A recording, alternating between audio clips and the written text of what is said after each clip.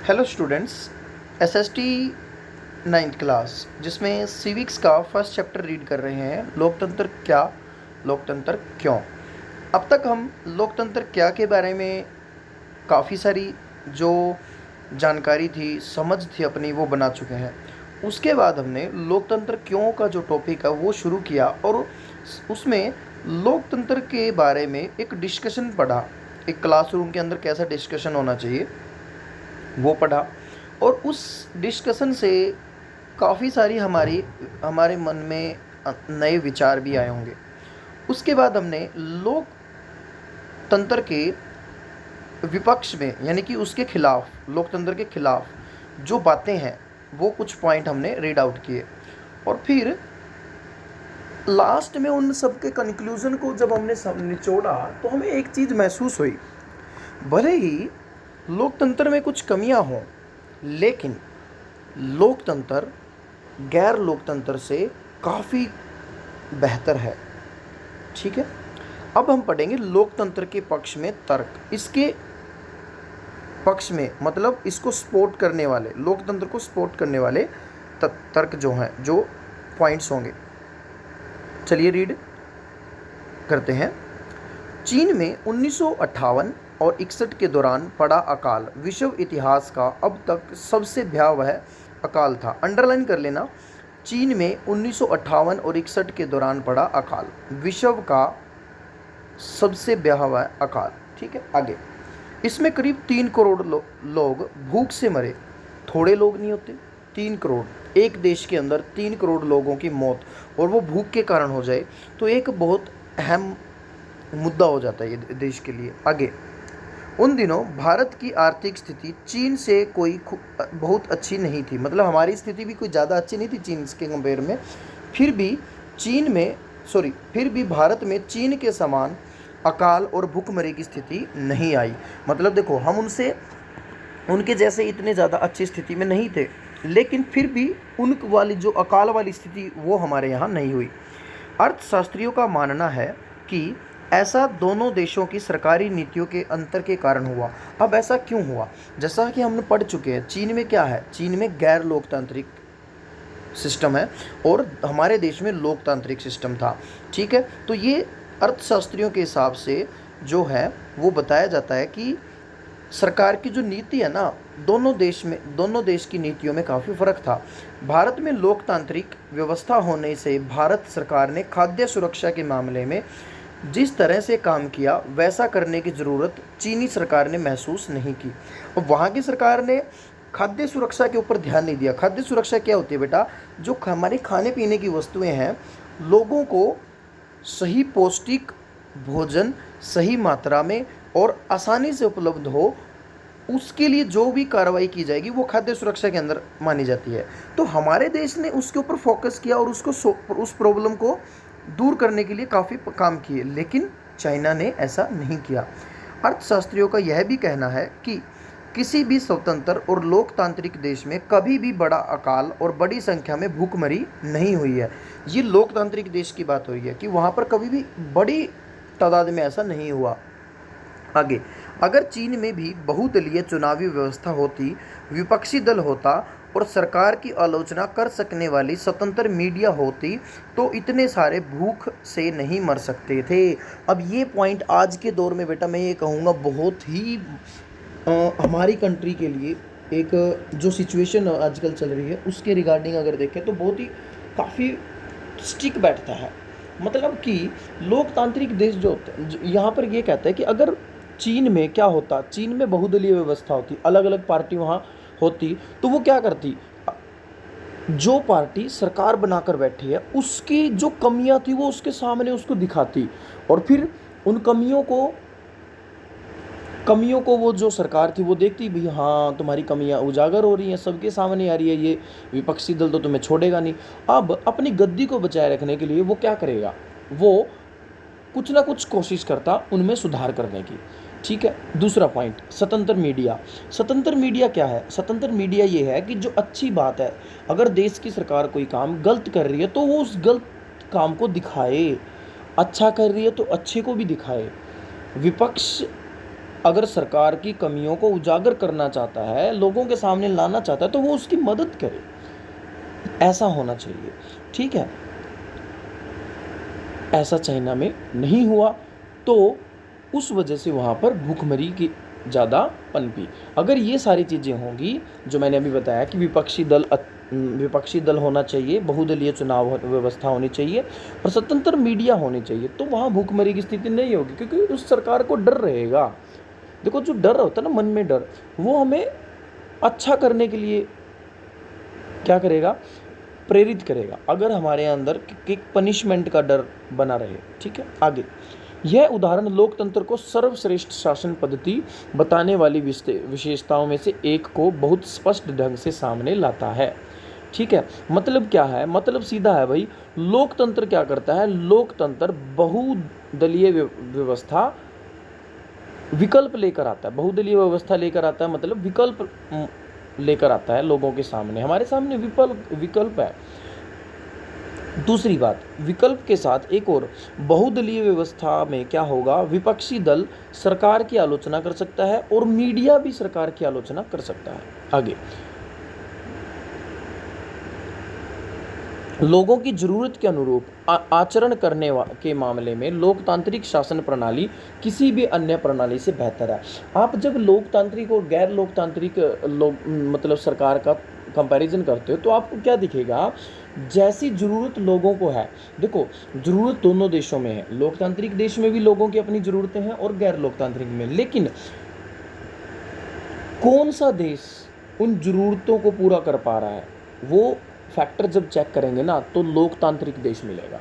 ठीक है, गैर लोकतांत्रिक में ऐसा नहीं मिलेगा। गैर लोकतांत्रिक सरकार लोगों की ज़रूरतों पर ध्यान भी दे सकती है और नहीं भी, मर्जी है भाई, उसकी मर्जी है कि ध्यान दे और ना भी दे, और यह सब सरकार चलाने वालों की मर्जी पर निर्भर करेगा। अगर शासकों को कुछ करने की ज़रूरत नहीं है लगती, तो उनको लोगों की इच्छा के अनुरूप काम करने की ज़रूरत नहीं है। अगर सरकार में जो सरकार बनाकर बैठा है बड़ा हेड, अगर उसको लग रहा है, गैर लोकतांत्रिक की बात कर रहे हैं, अगर उसको लग रहा है कि भाई मुझे खाद्य सुरक्षा का मुझे क्या करना, ठीक है, उसको खुद के लिए जो चीज़ अच्छी लगेगी वो करेगा, लोगों के हिसाब से नहीं चलेगा, और उसे कोई रोक भी नहीं सकता, क्योंकि वो गैर लोकतांत्रिक देश है। यही काम अगर लोकतांत्रिक देश में हो, सरकार जो है, हेड में जो बैठे हैं, वो लोगों के हिसाब से, ज़रूरतों के हिसाब से अगर काम नहीं करेंगे, तो क्या होगा, बवाल खड़ा हो जाएगा, सभी जगह उनकी आलोचना की जाएगी और सरकार को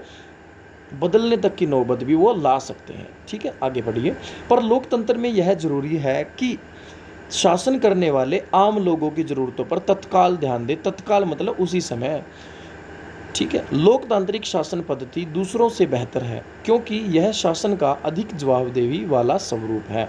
तो ये पॉइंट अंडरलाइन कर लीजिए, ये खास इसकी क्या बन गई, एक विशेषता बन गई कि जो लोकतांत्रिक शासन होता है ना, पद्धति होती है, वो दूसरों से बेहतर है क्योंकि इसमें जवाबदेही का स्वरूप है। जवाबदेही शायद मैं आपको पहले भी बता चुका हूँ, मतलब कि अगर सरकार कोई काम कर रही है और हमें लगा कि इसमें गड़बड़ है, या हम सरकार से जवाब मांग सकते हैं कि आपने ये रूल बनाया कि क्या सोच के बनाया है, आपने ये नियम बनाया, ये कानून बनाया, क्या सोचा, इसमें हमारा क्या भला है और आपका क्या, आप हमें ये बताओ। तो ये जिम्मेदारी बनती है उस नेता की, उस सरकार की, कि वो लोगों को जवाब दे। ठीक है, और इस चीज़ को हमें अच्छे से समझना है, हमारी लाइफ से जोड़ना है। ठीक है, हम जब ये आसपास ऐसी चीज़ें महसूस करते हैं कि जवाबदेही नहीं हो रही, तो वो गैर लोकतांत्रिक माहौल क्रिएट हो रहा है, लोकतंत्र के अंदर गैर लोकतांत्रिक माहौल क्रिएट हो रहा है, इसका मतलब। तो हमें उस चीज़ों को दूर करना है। ठीक है, आगे, गैर लोकतांत्रिक सरकारों की तुलना में लोकतांत्रिक सरकारों के बेहतर फैसले करने का एक अन्य कारण भी है। लोकतंत्र का आधार व्यापक चर्चा और बहसें हैं। लोकतांत्रिक फैसले में हर दम ज़्यादा लोग शामिल होते हैं। अब कहते हैं कि गैर लोकतांत्रिक सरकारों की तुलना में लोकतांत्रिक सरकार के बेहतर फैसले करने का एक अन्य कारण भी है, मतलब वो बेहतर फैसले करती है। कौन? लोकतांत्रिक सरकार। वो क्या है कि लोकतंत्र का आधार है व्यापक चर्चा और बहस। मान लो एक कानून बनाना है, अब गैर लोकतांत्रिक देश में वही कानून क्या होगा, वो जो मेन हेड में बैठा वो बना देगा और लागू कर देगा। ठीक है, रात को उसके मन में आइडिया है कि ये कानून बनाना है, सुबह उठा और कानून बना दिया, लगवा दिया देश में। लेकिन हमारे लोकतांत्रिक देशों में ऐसा नहीं किया जा सकता। वहाँ मान लो सरकार को या शासन, जो शासक है उसके मन में कोई विचार आया रात को, वो अगली सुबह उसको लागू नहीं कर सकता कानून के रूप में, नहीं, उसको वो अपने नेताओं के साथ उसका डिस्कशन करेगा, फिर उसको पार्लियामेंट में पेश किया जाएगा, लोगों के साथ भी डिस्कशन किया जाएगा, तब जाके वो एक लंबी चर्चा, मतलब उसके ऊपर अच्छे से सोचा विचारा जाएगा, बहस चलेगी, तब जाके वो फैसला लिया जाएगा। लोकतांत्रिक फैसले में हरदम ज़्यादा लोग शामिल होते हैं, चर्चा करके फैसले होते हैं, बैठकें होती हैं। अगर किसी एक मसले पर अनेक लोगों की सोच लगी हो तो उसमें गलतियों की गुंजाइश कम से कम हो जाती है। अब एक कोई बिजनेस करना चाहते हो, ठीक है, मान लो कोई भी आपके मन में एक बिजनेस करने का विचार आया, आपने क्या किया, अगले दिन वो बिजनेस शुरू कर दिया। लेकिन जैसे ही बिजनेस शुरू किया आपको बहुत सारी उसमें नुकसान झेलना पड़ा, ठीक है। लेकिन आपके मन में विचार आया बिजनेस करने का, किसी भी बिजनेस का, आपने क्या किया, अपने पेरेंट्स से डिस्कस किया, फ्रेंड सर्कल में डिस्कशन किया, आपके जो भी 5-7 दोस्त हैं उनसे, ठीक है, आपके पेरेंट्स, मम्मी पापा, 1-2 रिलेटिव से भी डिस्कशन किया। वहाँ से आपको क्या मिला, वहाँ से आपको उस बिजनेस से रिलेटेड फैक्टर मिले, पॉइंट मिलेंगे, फैक्ट मिलेंगे कि भाई बेटा, जैसे आपके पेरेंट्स या रिलेटिव क्या कहेंगे कि बेटा आपको ये बिजनेस अगर करना है तो इस बिजनेस में इस तरीके से करोगे तो ये सक्सेसफुल रहेगा, या फिर वो ये भी बताएंगे कि इस बिजनेस का कोई बेनिफिट है या नहीं, मतलब उसकी मेरिट्स डीमेरिट्स, अच्छाई और बुराई दोनों तरह की बताएंगे। आपका फ्रेंड सर्कल भी वो सारी बातें बताएगा, ठीक है, और वो आपका बिजनेस अच्छा होगा। लेकिन बिना सोचे समझे, बिना चर्चा किया कोई काम किया जाए तो वो उसमें गलतियां होने के चांसेस ज़्यादा रहते हैं, ठीक है। आगे देखिए, इससे ज़्यादा उग्र या गैर जिम्मेदार फैसले लेने की संभावना घटती है।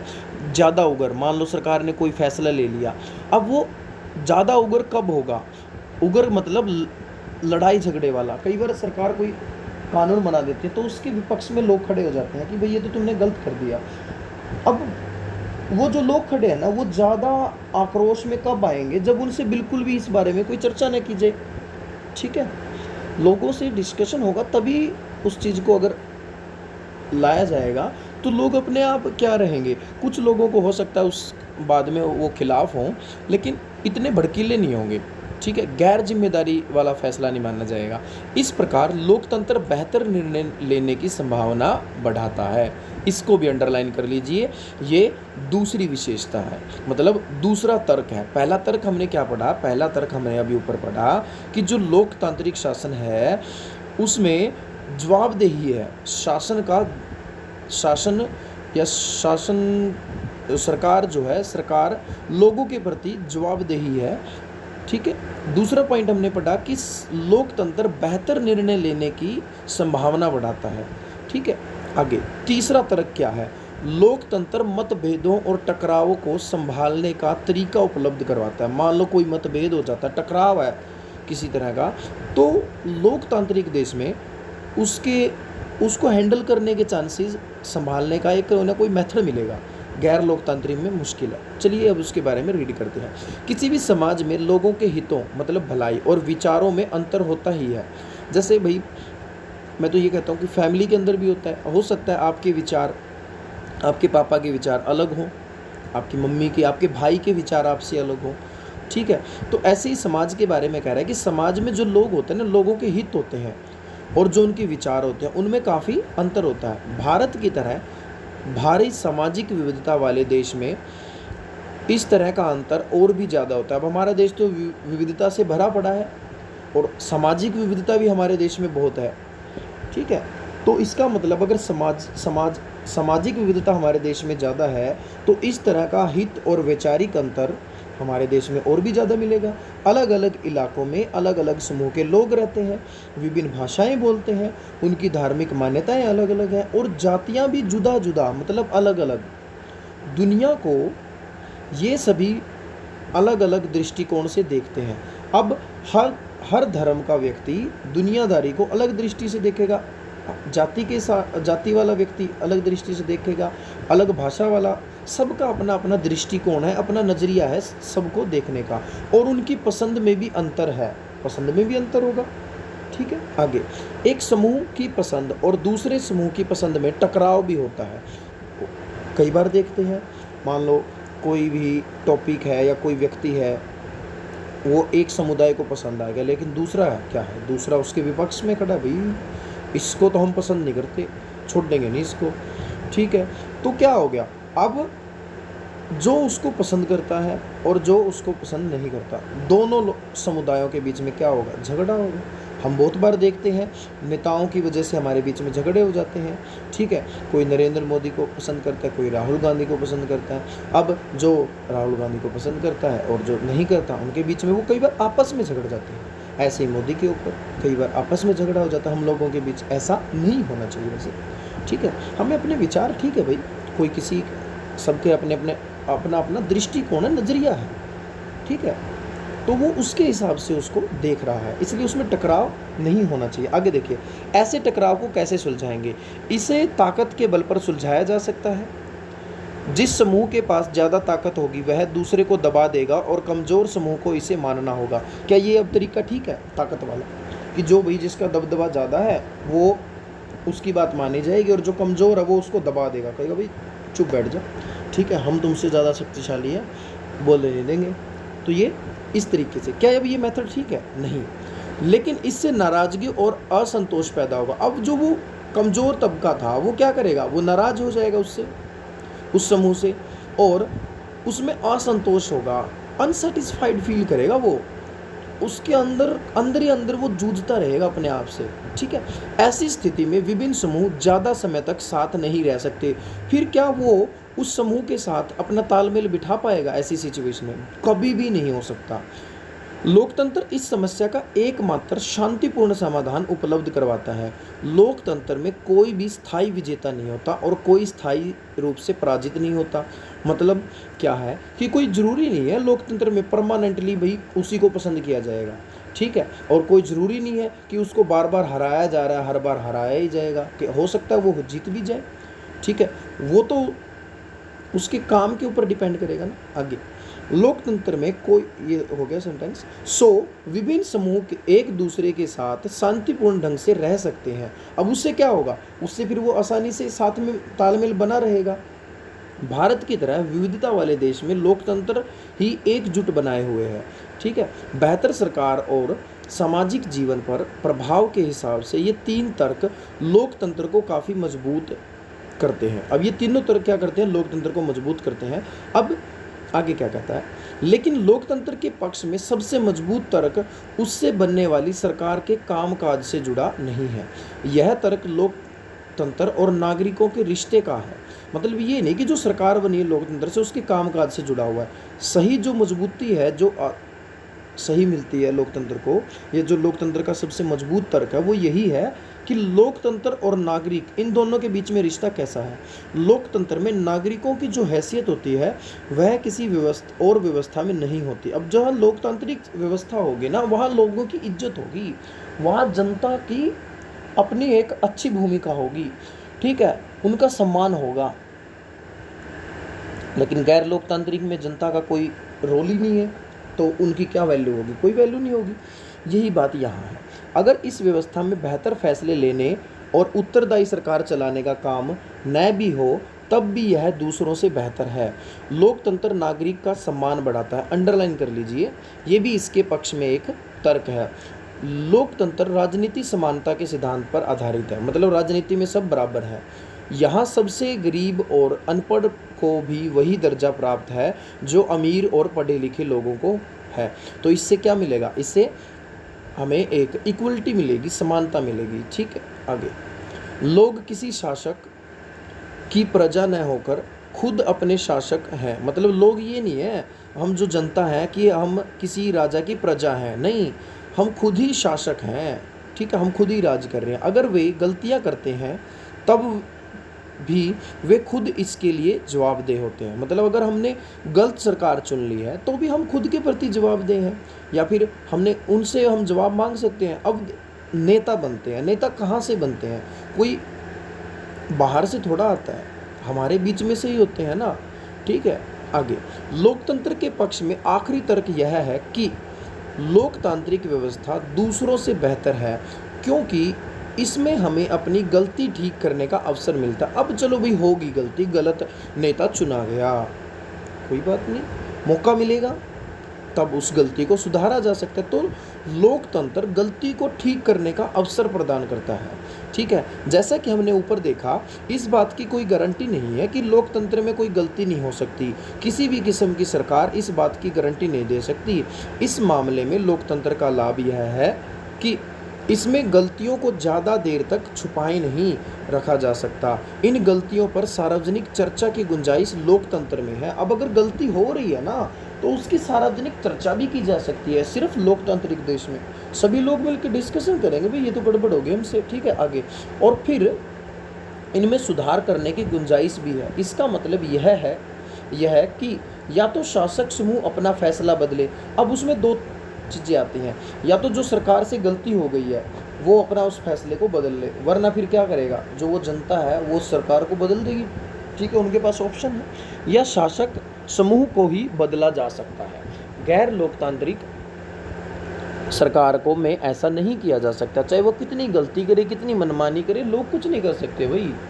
ठीक है, आगे चले, अब इस चर्चा को समेटें, मतलब यहीं पे इसको क्या कर ले, अब इसका एक कंक्लूजन निकाल लें, सारांश। ठीक है, समराइज कर लें इसको। लोकतंत्र हमें सब चीज़ नहीं दे सकता, ना ही यह सभी समस्याओं का समाधान है, लेकिन यह साफ तौर पर उन सभी दूसरी व्यवस्थाओं से बेहतर है जिन्हें हम जानते हैं और दुनिया के लोगों को जिनका अनुभव है। यह अच्छे फैसलों के लिए बेहतर अवसर उपलब्ध करवाता है। इसमें लोगों की इच्छाओं का सम्मान किए जाने की ज़्यादा संभावना है। इसमें अलग अलग तरह के लोग ज़्यादा बेहतर ढंग से साथ रह सकते हैं। अगर यह इनमें से कुछ काम करने में असफल रहता है, तब भी इसमें गलती सुधारने की संभावना है और इसमें सभी नागरिकों को ज़्यादा सम्मान मिलता है। इसी वजह से लोकतंत्र को सबसे अच्छी शासन व्यवस्था माना जाता है। तो ये था हमारा इसका कंक्लूजन। आगे जो टॉपिक होगा वो 1.4 होगा, लोकतंत्र का वृहत्तर अर्थ, मतलब जो बड़े रूप से अब क्या अर्थ निकल के सामने हमारे आएगा। ये टॉपिक बेटा आपको नेक्स्ट टाइम ही करवाया जाएगा। लेकिन जो आज हमने पढ़ा है, अब यहाँ पर कुछ पिक्चर्स दी गई हैं। हम मतदाता बहुत नाराज़ हैं, हम अब और सहन नहीं करेंगे, ये लिबरल बहुत घमंडी हो गए हैं, इन्होंने सरकार में हमारा विश्वास ही तोड़ दिया, हमारा धन हड़प लिया। 26 जून को होने वाले चुनाव में हम वही करने जा रहे हैं जो एक कनेडियन सबसे अच्छे ढंग से करता है, यानी हम उनको फिर से जिता देंगे। ठीक है, यह कार्टून जो है कनाडा के 2004 संसदीय चुनाव के ठीक पहले प्रकाशित हुआ था। इस कार्टूनिस्ट समेत सभी लोगों का मानना था कि लिबरल पार्टी ही एक बार फिर चुनाव जीत जाएगी, पर जब नतीजे आए तो लिबरल पार्टी चुनाव हार गई। यह कार्टून लोकतंत्र के खिलाफ तर्क देता है या लोकतंत्र के पक्ष में। अब आप सोचिए कि ये कैसा कार्टून है। ठीक है, एक बार आप सोचिए, फिर जब बुक एक्सरसाइज का वर्क होगा तब हम दिखाएंगे कि आपको कैसे ये सारा था। ठीक है, अब अगर देखा जाए, चलो यहीं अभी इसको सॉर्ट आउट ही कर लेते हैं। क्या हुआ, लोगों को लग रहा था कि लिबरल पार्टी जीतेगी, लेकिन वो कैसी पार्टी हो गई थी, घमंडी हो गई थी। चुनाव हुए, चुनाव के बाद रिजल्ट आया, जीती कौन सी पार्टी, कोई और, हारी कौन सी, लिबरल। तो इसका मतलब वहाँ पर लोकतंत्र के खिलाफ तर्क बना या लोकतंत्र के पक्ष में, ये तर्क बनता है लोकतंत्र के पक्ष में। आपके मन में ये क्वेश्चन आंसर पहले आ ही गया होगा, आई होप, क्योंकि हमने इतना सारा डिस्कस कर लिया। अब जब हम अच्छे से चीज़ों का डिस्कस करते हैं, अच्छे से चीज़ों को एनालाइज करते हैं, समझते हैं अपने आसपास से कनेक्ट करके, तो वो चीज़ें हमारे माइंड में घर कर जाती हैं और हम जहाँ भी उन चीज़ों से जुड़े हुए तथ्य हमारे सामने आते हैं, हमारा माइंड तभी कहेगा भाई ये फैक्ट तो वहाँ जुड़ा हुआ है। ठीक है, आगे और है, राजेश और मुजफ्फर ने एक लेख पढ़ा। इसमें बताया गया था कि किसी भी लोकतांत्रिक देश में दूसरे लोकतांत्रिक देश के साथ कभी लड़ाई नहीं छेड़ी। लड़ाई तभी होती है जब कम से कम एक देश में गैर लोकतांत्रिक सरकार होती है। पर लेख पढ़ने के बाद राजेश ने कहा कि यह लोकतंत्र के पक्ष में कोई अच्छा तर्क नहीं है। ऐसा सिर्फ संयोग से हुआ होगा।